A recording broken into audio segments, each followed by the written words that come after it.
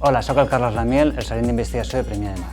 Arran de la desarticulació d'un grup criminal relacionat amb l'estafa del fals fill, us donarem una sèrie de consells preventius. Aquest grup criminal el que fa és un enviament massiu de missatges escrits per mòbil a tot l'estat espanyol. Concretament, aquestes persones diuen que se li ha trencat el mòbil i no poden ni parlar, ni escriure, ni fer cap tipus de transferència. I necessiten aquests diners urgentment.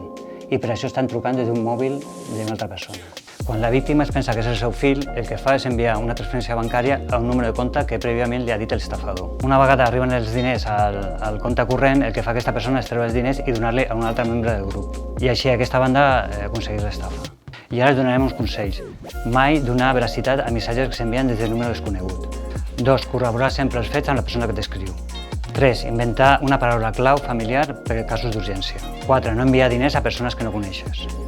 Aquests consells són per prevenir la ciutadania a les estafes.